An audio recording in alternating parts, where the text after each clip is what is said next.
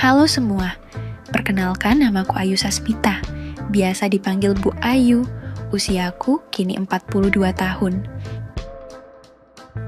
Aku memiliki satu anak laki-laki yang usianya sudah 24 tahun.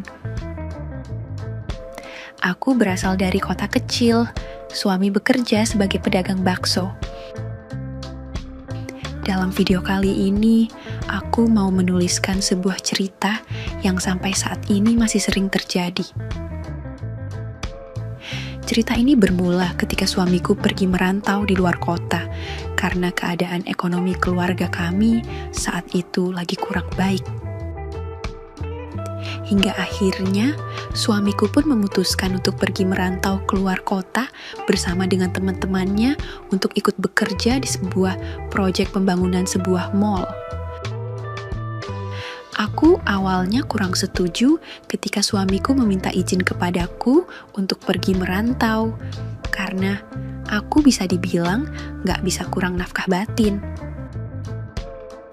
Namun, mengingat kondisi ekonomi keluarga sedang kurang baik, ditambah anakku pada waktu itu masih duduk di bangku SMA, akhirnya aku pun memberikan izin kepada suamiku, meskipun terasa berat buatku.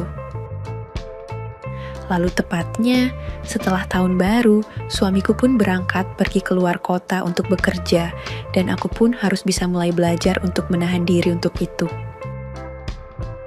Singkat cerita, seiring berjalannya waktu, aku pun mulai bisalah bersabar, dan juga menahan untuk hal itu, meskipun rasanya sangat sulit buatku untuk lepas dari hal tersebut. Mengingat kalau ada suami di rumah, aku bisa sehari 2 kali bahkan lebih. Hingga akhirnya ada suatu kejadian ataupun momen antara aku dan juga putra kandungku satu-satunya. Jadi, ceritanya di hari Minggu pagi sekitar pukul 8.00, aku membangunkan anakku yang sedang tidur karena aku mau pergi ke pasar untuk berbelanja.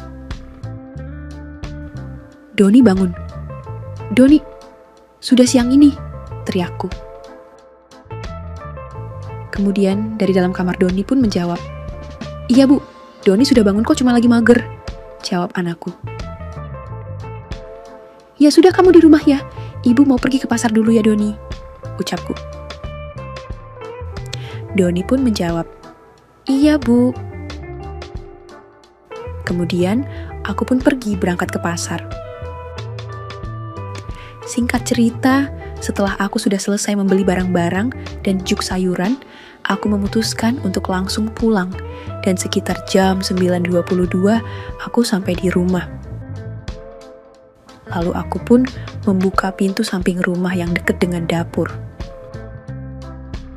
Setelah selesai meletakkan sayuran di kulkas, aku kemudian ganti pakaian.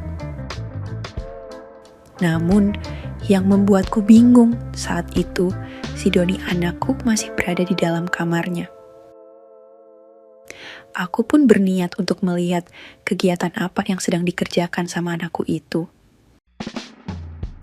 Lalu, aku pun berjalan menuju ke kamar putrakaku, dan ku coba untuk membuka pintu kamar anakku. Dan betapa terkejutnya aku ketika anakku sedang sibuk dengan aktivitas yang membuatku tercengang. Anakku gak menyadari kalau aku memperhatikan apa yang tengah ia kerjakan. Karena pada saat itu dia fokus ke handphonenya dan memakai headset. Aku berdiri di dekat pintu sambil terus memperhatikan ke arah anakku. Setelah itu, aku pun memutuskan untuk keluar dari kamar anakku dan membiarkan apa yang sedang dikerjakan sama anakku, lalu aku kembali ke dapur untuk memasak. Sambil terus kepikiran dan juga terus kebayang-bayang apa yang barusan aku lihat. Ya wajar saja, suamiku merantau sudah 5 bulan lebih. Sudah pasti, apa yang barusan aku lihat cukup mengganggu pikiranku, meskipun itu putraku sendiri. Namun saat itu, di dalam benakku belum ada niatan untuk membantu atau minta bantuan dari anakku, meskipun aku sangat amat butuh. Aku saat itu masih bisa menahan diri. Meskipun setelah selesai masak, aku pun berkreasi secara mandiri. Singkat cerita, 3 hari kemudian, anakku pulang sekolah bersama dengan 2 teman sekolahnya. Doni anaknya mengajak kedua temannya itu untuk mampir ke rumah, karena kedua teman anakku hobi bermain game PS sama dengan anakku. Waktu itu, Doni bilang sama aku, "Bu, ini teman-temanku mau main PS di rumah," ujar anakku. Lalu ku jawab, "Ya udah, ajak dulu temanmu makan siang dulu baru main game," jawabku sambil duduk. Lalu dijawab sama anakku, "Iya Bu, ini Doni mau ajak mereka makan," ujarnya. Lalu, kedua teman sekolah Doni pun masuk ke rumah dan menyapaku. "Permisi Tante," ujar teman Doni. Lalu ku jawab, "Iya, sana kalian makan dulu," ujarku dengan tatapan yang sedikit tajam. Kedua teman anakku pergi ke dapur untuk makan siang bareng sama Doni anakku. Kebetulan siang itu cuaca sedikit rada panas, jadi ya penampilanku hanya berdaster sedikit kurang bahan juga. Karena emang itu sudah jadi kebiasaanku, meski usiaku sudah nggak muda lagi. Nah, setelah mereka selesai makan siang, kemudian Doni, anakku, dan teman-temannya bermain game PS, sedangkan aku sendiri duduk santai. Nah, singkat cerita, ketika Doni anakku sedang bermain game bersama teman satunya, salah satu temannya Doni itu keluar dari kamar Doni, lalu duduk di ruang tamu bersamaku. "Kok kamu nggak ikut main game?" tanyaku. Kemudian dijawab, "Ya nantilah, tante gantian. Itu Doni sama Rio yang lagi main," jawabnya. "Oh iya, nama kamu siapa?" tanyaku. "Aku Rian tante," jawabnya. Terus aku dan Rian teman anakku pun ngobrol-ngobrol di ruang tamu. Dan di sela-sela obrolan, tiba-tiba si Rian ini bertanya kepadaku yang membuatku sedikit terkejut. Tante, maaf nih aku mau tanya. Emang tante kalau di rumah seperti ini penampilannya?" tanya teman anakku. "Oh iya emang, tante suka seperti ini. Emang kenapa?" tanyaku. "Ya nggak apa-apa sih tante, hehehe," jawabnya sambil ketawa. Terus aku pun, "Malah ketawa kamu ini." Kami pun lanjut ngobrol-ngobrol, sampai-sampai aku pun dapat ide buat mengajak teman anakku untuk membantuku. Rian, kamu bisa nggak bantuin tante? Mumpung Doni, anak tante lagi asik main game," tanyaku. Dan dijawab, "Lah, emang aku suruh bantuin apa tante?" ujarnya sambil salting. "Udah nanti aja, kan kamu tahu. Yuk ikut tante dulu." Lalu aku pun mengajak temennya anakku si Rian ke dalam. Ya, meskipun gak lama, tapi teman anakku sangat membantuku. Setelah sekian lama aku hanya berkreasi secara mandiri. Setelah teman anakku selesai membantuku, dia bilang, "Duh, makasih ya tante." Terus ku jawab, "Iya sama-sama, dah sana kamu main game," ujarku. Lalu si Rian ini pun gantian bermain game. Gak lama si Rio pun keluar dari kamar Doni setelah main game dan hendak mengambil air minum. Dan aku gak menyia-nyiakan kesempatan yang ada. Lalu aku pun ikuin hal sama seperti si Rian teman anakku bersama dengan si Rio. Namun rupanya si Rio jauh lebih pinter dan lebih punya pengalaman. Jadi dia bisa lebih lama membantuku. Dan singkatnya, sekitar jam 4 sore kedua, teman sekolahan aku pun pulang. Gak lama setelah teman-temannya pulang, Doni bertanya ke aku, "Bu, tadi mereka ngapain? Kok kayaknya seneng gitu, Bu?" Tanya anakku. Terus aku jawab, ya nggak tahulah kan kamu yang main game sama temen kamu. Jawabku. Ya udah, kalau gitu. Doni mau mandi, terus nanti sore Doni mau main jalan-jalan sama temen Bu. Dan aku hanya mengiyakan aja. Singkat cerita, di hari Minggu, aku pun berniat dan emang sudah berniat banget untuk meminta bantuan sama anakku si Doni. Pagi itu, si Doni seperti biasa. Kalau libur sekolah, dia pasti selalu bangun siang karena malamnya begadang main game. Nah, pagi itu aku berangkat pasar, emang lebih pagi dari biasanya. Soalnya aku mau mampir ke tempat arisan juga. Sekitar jam 10 aku baru pulang dari tempat arisan. Begitu aku sampai di rumah, aku langsung narok belanjaan di dapur, kemudian ganti pakaian. Aku pun memanggil-manggil si Doni anakku, namun gak ada jawaban. Lalu aku samperin ke kamarnya. Dan benar saja, saat aku buka pintunya, si Doni anakku tengah sibuk dengan aktivitasnya, lalu aku pun nyamperin anakku sambil berkata, Wah, jadi ini tuh kegiatan kamu kalau hari libur, Doni.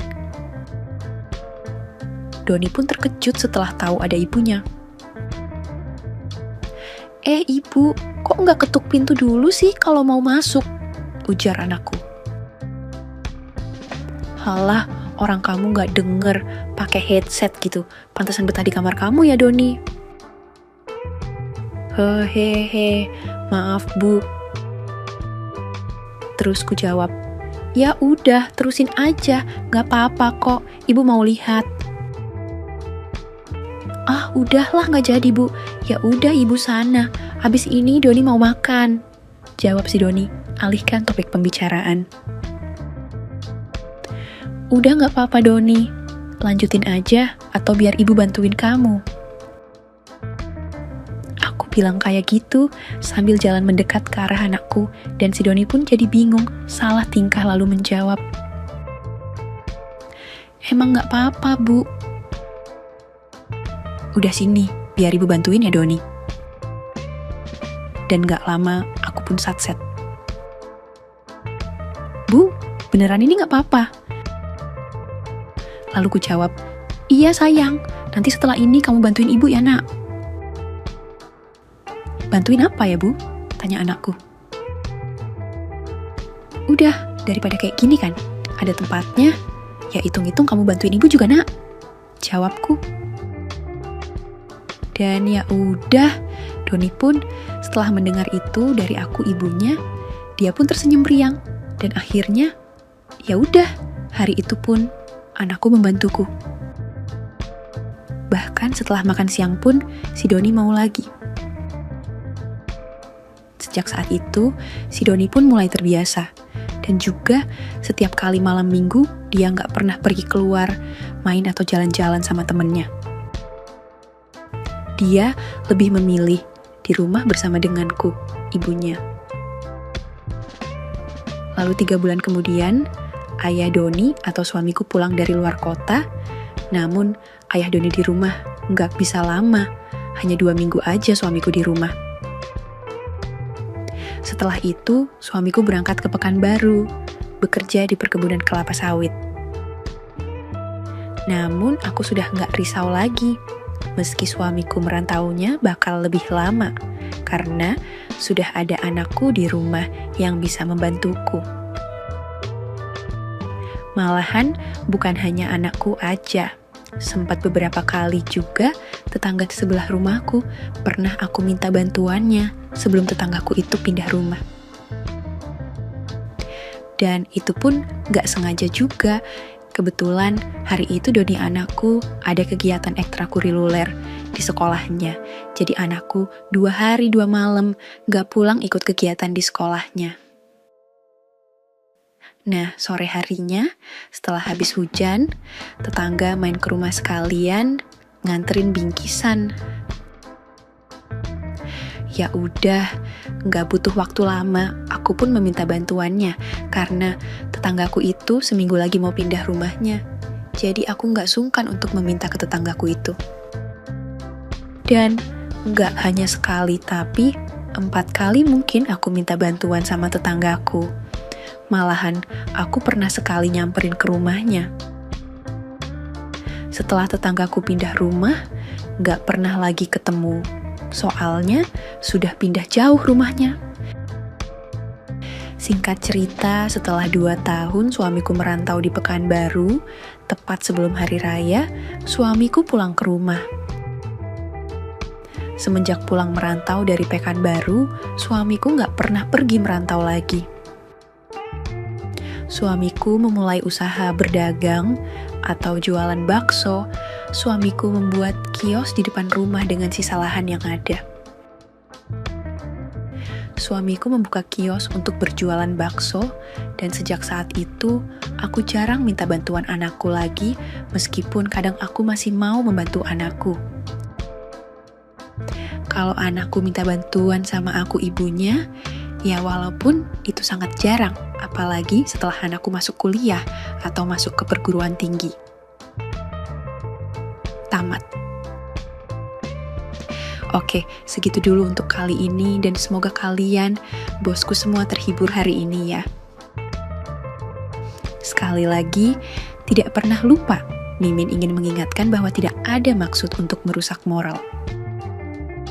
Tapi di sini, kami selaku admin channel Makyem hanya berbagi pengalaman dari viewer saja yang tentu saja tidak untuk ditiru. Terima kasih sudah mau mendengarkan kisah nyata ini. Ambil baiknya dan buang buruknya dari cerita kisah ini. Semoga hal seperti ini tidak terjadi kepada kita semua bosku, dan semoga kita semua dilindungi dari mara bahaya. Amin ya Rabbal Alamin. Terima kasih dan sampai jumpa di cerita selanjutnya. Jangan lupa like, komen, share, dan subscribe. Oh iya, kira-kira kalian semua bosku yang terhormat kepengen kisah-kisah yang seperti apa lagi nih? Tolong berikan komentar-komentar kalian di video ini ya.